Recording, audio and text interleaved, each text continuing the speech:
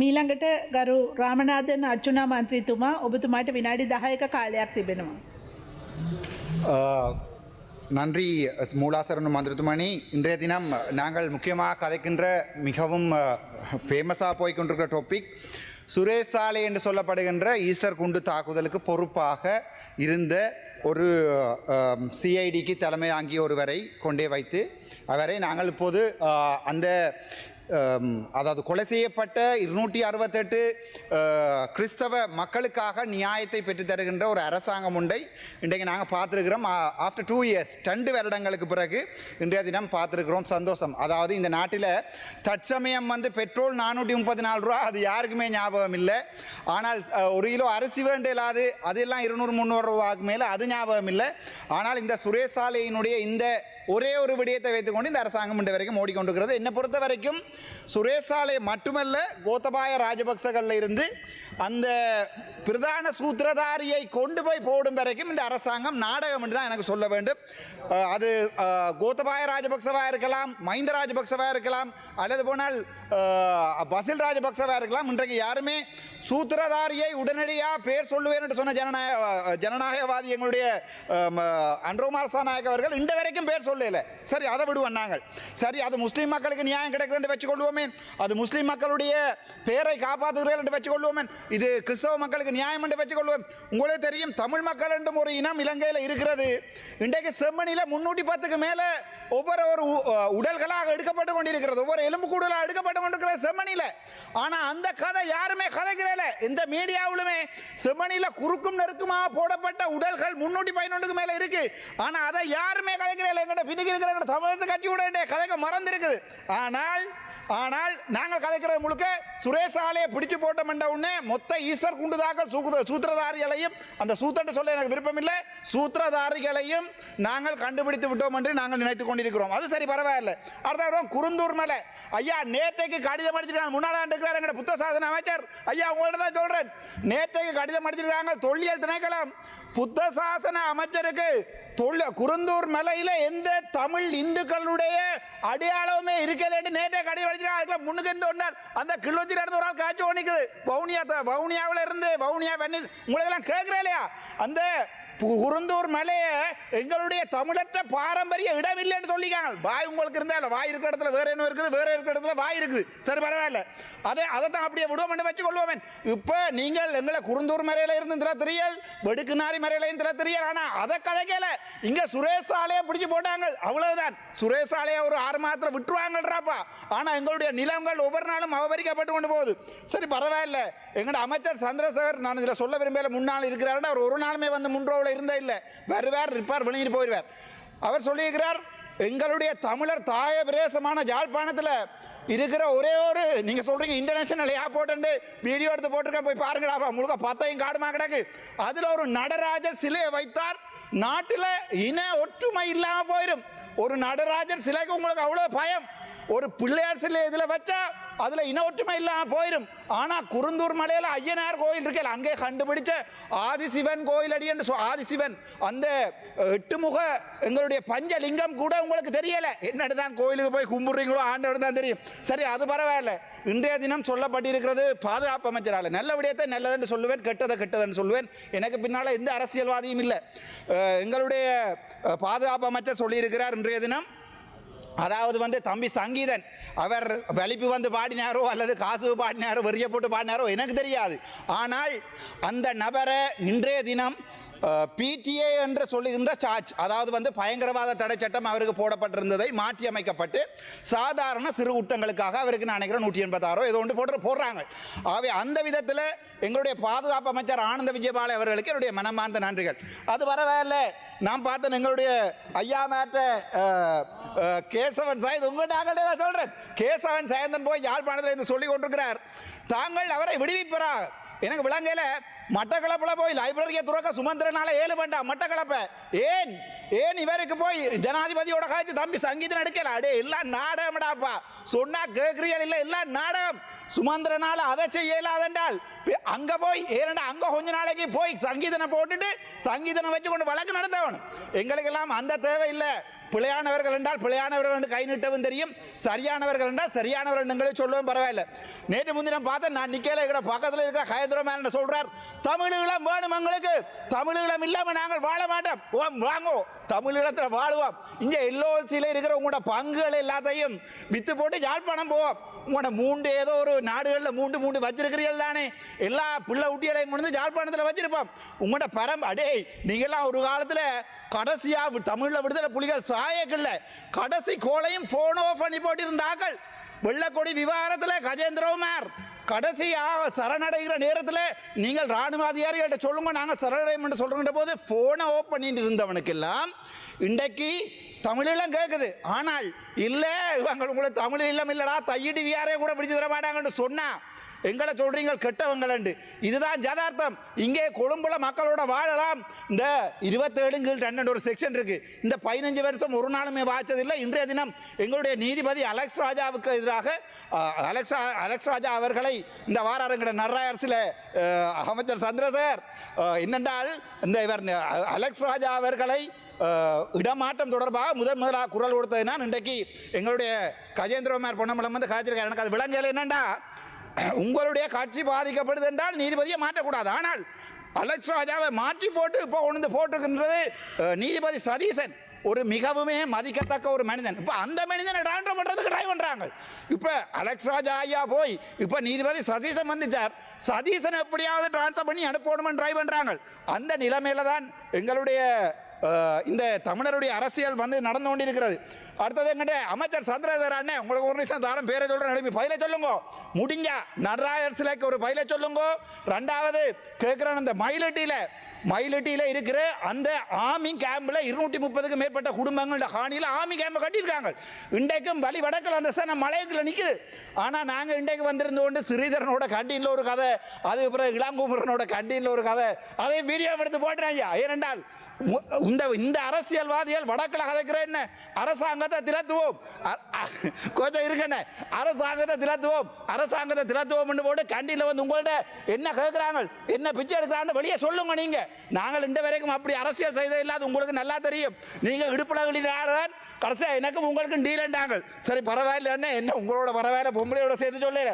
அதை விட முக்கியமான ஒரு கதை என்னென்றால், எங்களுடைய தேசிய தலைவர் பிரபாகரன் தொடர்பாக எங்களுடைய ரவுக் கபீம் சொல்லியிருக்கிறார், அவரை கொலை செய்த அந்த இதை வந்து சேனல் 4 போட போகுது.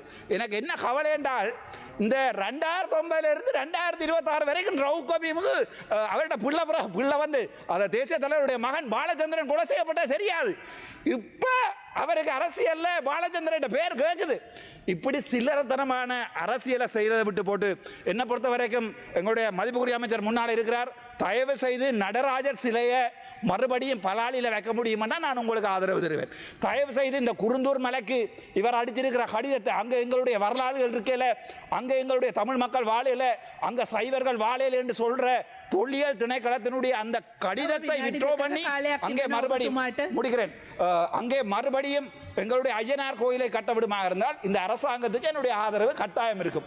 இன்றைக்கு இந்த விவாதிக்கப்படுகின்ற மத்திய வங்கி அறிக்கை சம்பந்தமான, அதே போன்று நாட்டினுடைய பொருளாதார நிலைமைகள் தொடர்பாக விவாதிக்கப்படுகின்ற கருத்தில் எனக்கும் கருத்து தெரிவிப்பதற்கான சந்தர்ப்பத்தை கொடுத்திருக்க நன்றியை தெரிவித்துக் கொண்டு, முதலாவதாக ஒன்றை சொல்ல வேண்டும். இன்று கடந்த ஒரு வாரமாக இந்த நாட்டில் விசேடமாக பேசுபடு பொருளாக இருந்த, அல்லது அவரை வைத்து அரசியல் ரீதியான காய்களை நகர்த்தி கொண்டிருந்தவர்களுக்கு விசேடமாக எங்களுடைய கிளிநொச்சியை சார்ந்த சொல்லிசை பாடகர், ரப் பாடகர் சங்கீசனன் இன்று விடுதலை செய்யப்பட்டார்.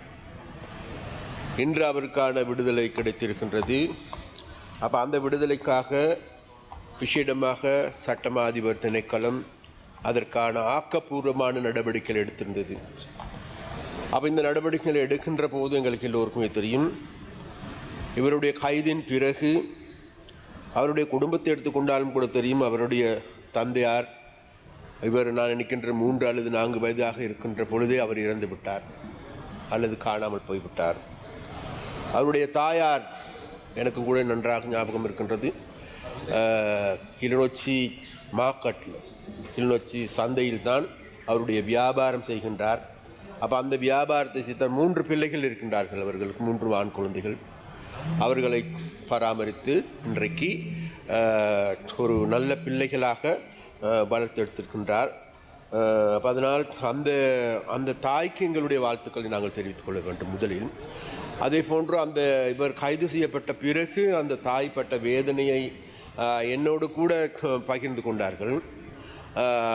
உண்மையிலேயே ஒரு தாய் தன்னுடைய மகன், அன்பாக வளர்க்கப்பட்ட மகன் கைது செய்யப்பட்ட பிறகு இவ்வாறான காலங்களில் அவர் என்ன செய்வதென்று அறியாது போகும் இடமெல்லாம் போய் அந்த பிரதேசத்தில் இருக்கின்ற ஒரு அரசியல் பின்புலம் உள்ள ஒரு வக்கீலை சந்தித்து அவர் அந்த சட்டத்தரணி ஊடாக வழக்கு தாக்கல் செய்யப்பட்டார்.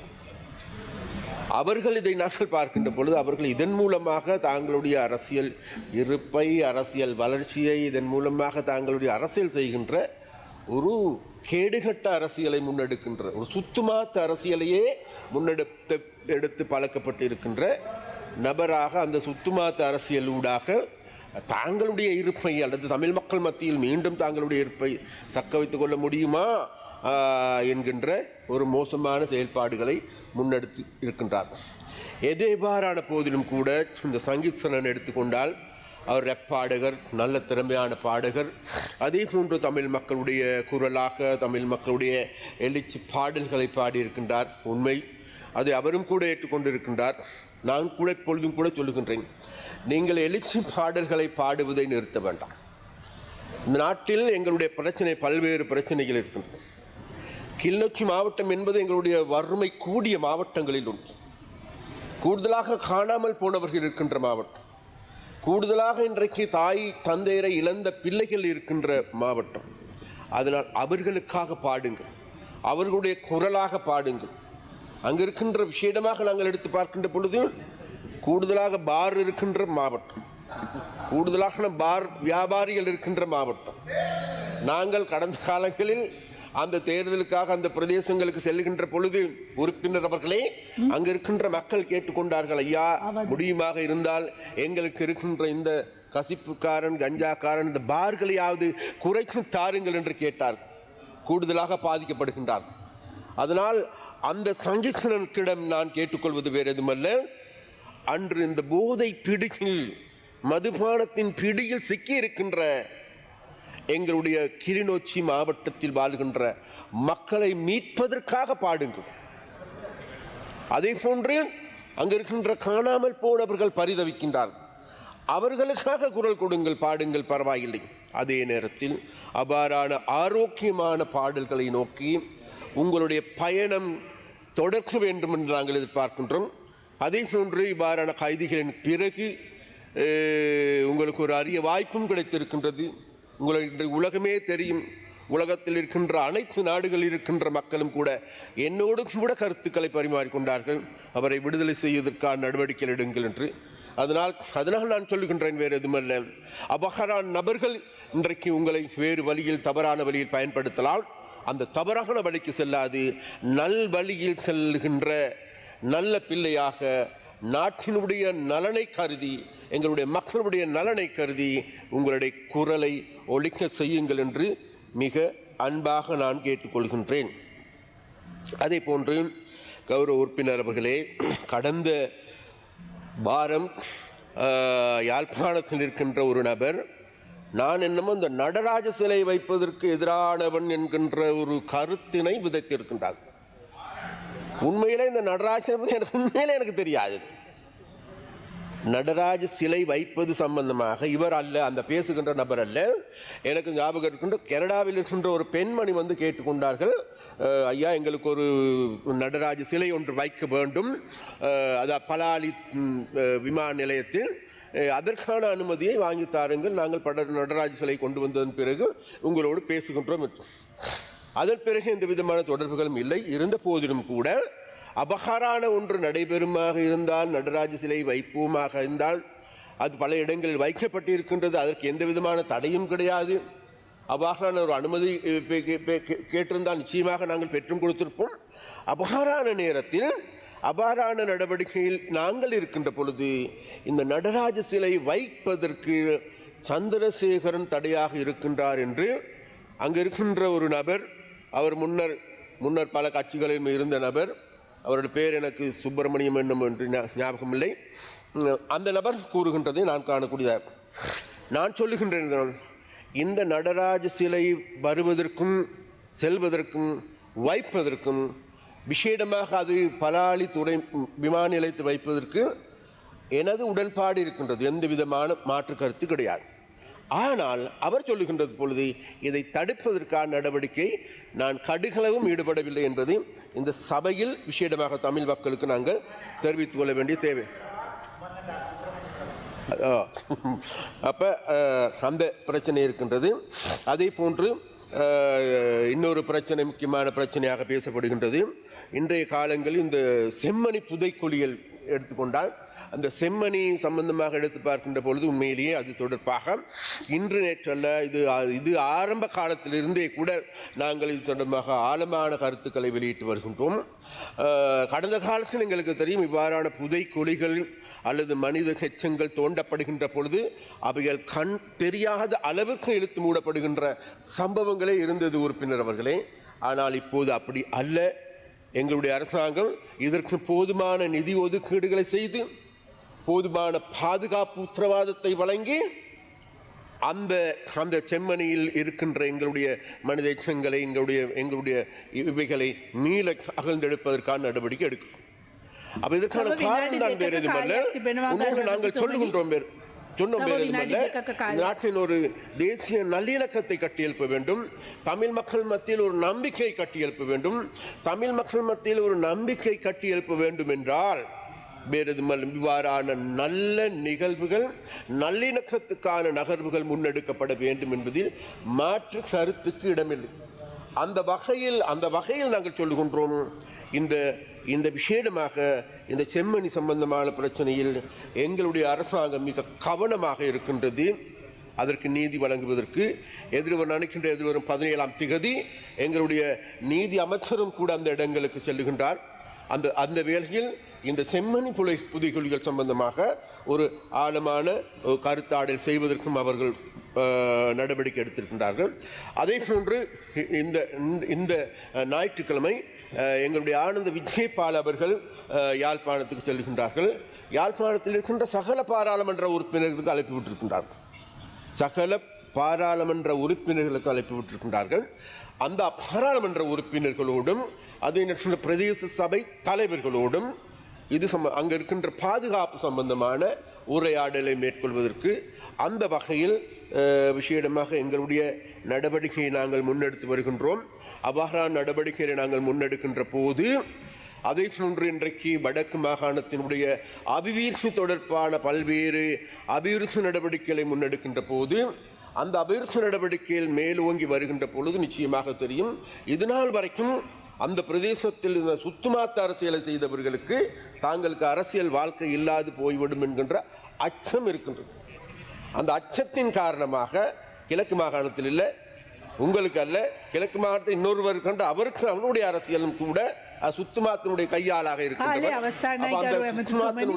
அந்த சுத்துமாத்த அரசியலுக்கு முற்றுப்புள்ளி வைத்து விடுமோ என்கின்ற பயத்தின் காரணமாக மீண்டும் இனவாதத்தையும் மதவாதத்தையும் தூண்டுகின்ற இன்று தெற்கில் இருக்கின்ற காலாவதியான அரசியல் கட்சியாக இருக்கின்ற நாமல் ராஜபக்சாக்கள் போன்ற ராஜபக்சாக்களுடைய அரசியலை இங்கிருந்து இனவாத ரீதியாக முன்னெடுக்கின்ற பொழுது அவர்களுக்கு ஆதரவளிக்கின்ற வடக்கில் இருந்து செயல்படுகின்ற இந்த சுத்துமாத்த அரசியலுக்கு மக்கள் இனிமேலும் இடம் கொடுக்க மாட்டார்கள் என்று கூறிக்கொண்டு எனது உரையை முடித்துக் கொள்கின்றேன். நன்றி, வணக்கம். பாராளுமன்ற நிலையியல் கட்டளை சட்டம் 92(2) அடிப்படையில் அமைச்சர்கிட்ட சொல்லுங்க, சுத்துமாத்தன் சொல்ல வேணா, சுமந்திரன் சொல்ல சொல்லி. இங்கே 3 பேர் இருக்கணும், சுமந்திரன் சொல்ல சொல்லுங்க. அது அவர் சொல்லாலும் பரவாயில்ல, நான் சொல்கிறேன் சுமந்திரனை பற்றி தான் காய்ச்சது. மற்றது சுப்பிரமணிய பிரபா. நன்றி. பாயிண்ட்